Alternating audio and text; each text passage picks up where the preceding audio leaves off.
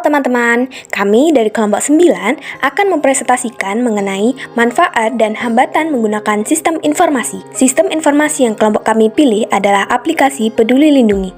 Mohon disimak ya teman-teman. Kamu tahu nggak, akhir-akhir ini di desaku COVID-19 meningkat kembali. Kayaknya sih gara-gara kegiatan pasar malam yang diadakan seminggu yang lalu. Aku jadi was-was, gimana ya cara agar aku bisa berhati-hati? Kan aku nggak tahu siapa aja yang habis kontak fisik sama aku. Wah, kamu belum tahu. Zaman sekarang kan ada aplikasi informasi kesehatan Peduli Lindungi. Nah, dari aplikasi Peduli Lindungi, kamu akan mendapatkan notifikasi jika berada di zona merah. Dan kamu akan mendapatkan peringatan jika di lokasi kamu terdapat orang yang terinfeksi COVID-19 atau pasien dalam pengawasan. Jadi, kamu bisa berjaga-jaga dan gak perlu khawatir. Aku udah lama sih dengar tentang Peduli Lindungi. Awalnya aku nggak tertarik, tapi sekarang aku jadi tertarik nih. Apa sih Peduli Lindungi itu?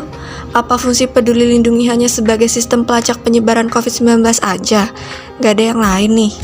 Nih, aku jelasin dulu ya. Peduli Lindungi adalah aplikasi digital resmi pelacak kontak COVID-19 di Indonesia, serta aplikasi untuk memudahkan penanganan COVID-19.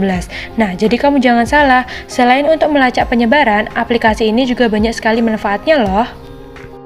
Apa tuh manfaatnya? Nih, aku kasih tahu ya. Manfaat dari aplikasi Peduli Lindungi selain memberikan peringatan pengguna jika ada di kawasan zona merah, serta untuk melacak secara digital pergerakan orang yang terpapar COVID, aplikasi Peduli Lindungi ini juga memiliki manfaat untuk mengunduh sertifikat vaksin pada fitur aplikasi. Selanjutnya, terdapat fitur yang bisa menunjukkan hasil tes PCR atau swab antigen dari laboratorium yang terafiliasi dengan pemerintah.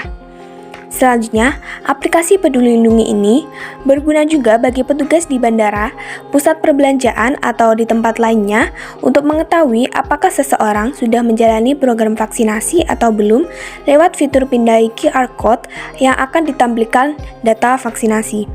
Selanjutnya, aplikasi ini juga dapat terhubung ke berbagai macam aplikasi teledokter seperti Halo Dokter, Klik Dokter, Halodoc, Sehatgo, Klinik Go, dan sebagainya. Aplikasi Peduli Lindungi juga dapat terhubung ke web Siranap untuk mencari informasi tentang kamar rawat inap. Nah, gimana? Udah tahu kan manfaatnya? Oh iya, aku mau ngasih tahu nih. Tujuan aplikasi Peduli Lindungi sendiri adalah untuk membantu instansi pemerintah melakukan pelacakan digital guna menghentikan penyebaran COVID-19. Wah, ternyata banyak sekali ya manfaatnya. Aku mau install aplikasi Peduli Lindungi sekarang juga ah. Tunggu.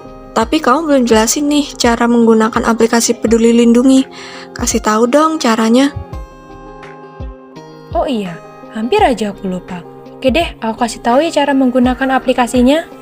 Ada 6 langkah penggunaan aplikasi Peduli Lindungi apabila kamu belum pernah menggunakan aplikasi ini sebelumnya. Yang pertama, kamu unduh dan install aplikasi lewat Play Store atau App Store.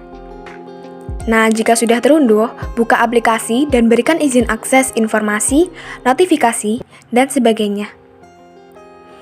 Kemudian, kamu isi dengan nama lengkap, nomor ponsel, email, nomor KTP, dan sebagainya. Nah, jika sudah memiliki akun, login dengan nomor ponsel atau email yang telah didaftarkan, masukkan kode OTP yang sudah dikirimkan melalui pemberitahuan verifikasi. Nah, setelah berhasil login, akan muncul tampilan home Peduli Lindungi di mana terdapat beberapa tombol menu seperti pendaftaran vaksin, scan QR Code, teledokter, status perjalanan, dan lain-lain. Nah, selanjutnya, kamu bisa pilih menu yang ingin kamu gunakan. Nah, beberapa hambatan yang dimiliki oleh aplikasi Peduli Lindungi yang pertama, tidak menjamin data yang akurat dan aman. Karena Peduli Lindungi mencantumkan syarat penggunaan yang tidak menjamin layanannya selalu bisa diakses. Yang kedua, memiliki banyak komentar buruk dari pengguna, seperti aplikasi yang sering hang, aplikasi yang mensyaratkan Global Positioning System atau GPS yang aktif 24 jam, penerbitan sertifikat vaksin yang terlalu lama, penggunaan terus-menerus diminta login ulang dan memasukkan NIK, serta OTP yang sering gagal terkirim. Kemudian yang ketiga, fitur vaksinasi yang sulit dipahami, tidak menampilkan data dan lokasi akurat serta tidak real time. Yang keempat, database dan fitur tidak terintegrasi antara aplikasi web dan mobile apps yang mengakibatkan duplikasi akun dan kerancuan penggunaan oleh pengguna. Yang kelima, mengumpulkan terlalu banyak data yang melebihi kebutuhan. Yang keenam, layanan call center Peduli Lindungi sangat lambat merespon keluhan pengguna. Yang terakhir, banyaknya kesalahan data dari penerima vaksin. Wah, terima kasih ya. Aku jadi tahu banyak nih tentang aplikasi Peduli Lindungi. Oke, sama-sama. Kalau masih ada yang bingung bisa tanya ke aku ya.